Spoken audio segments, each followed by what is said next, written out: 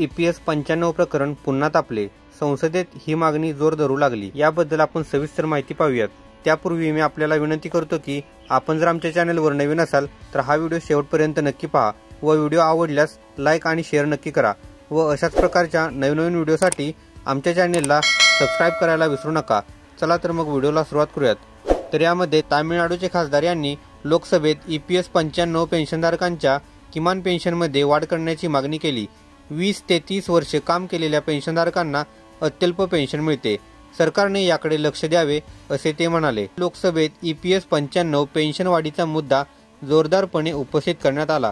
तामिळनाडूचे माननीय खासदार यांनी EPS 95 पेन्शनधारकांच्या किमान पेन्शनमध्ये वाढ करण्याची मागणी सभागृहाच्या पटलावर मांडली। त्यामुळे हा विषय पुन्हा एकदा चर्चेचा केंद्रबिंदू बनला।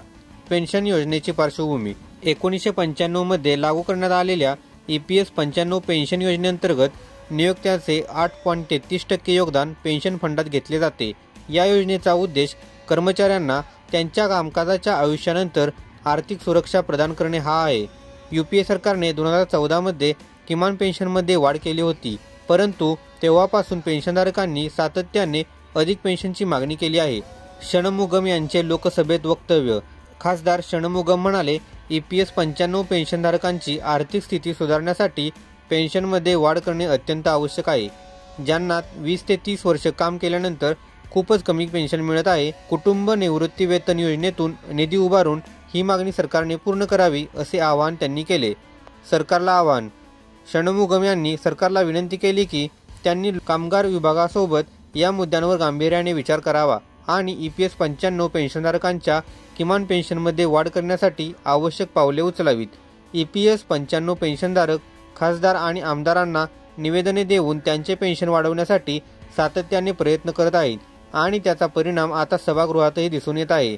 पेन्शनधारकांच्या अपेक्षा। EPS 95 पेन्शनधारकांसाठी हा एक महत्त्वाचा क्षण आहे, जे दीर्घकाळापासून त्यांची आर्थिक स्थिती सुधारण्याचा प्रयत्न करत आहेत। सरकारने या मुद्द्याचा विचार केल्याने त्यांच्या पेन्शनमध्ये लवकरच वाढ होण्याची आशा वाढली आहे। तर मित्रांनो, हीच माहिती या व्हिडिओच्या माध्यमातून द्यायची होती। अशाच प्रकारच्या नवनवीन व्हिडिओसाठी लगेचच आमच्या चॅनलला सबस्क्राइब करून या व्हिडिओला लाईक आणि शेअर करा। चला तर मग भेटूयात पुढील व्हिडिओमध्ये। धन्यवाद। जय हिंद, जय महाराष्ट्र।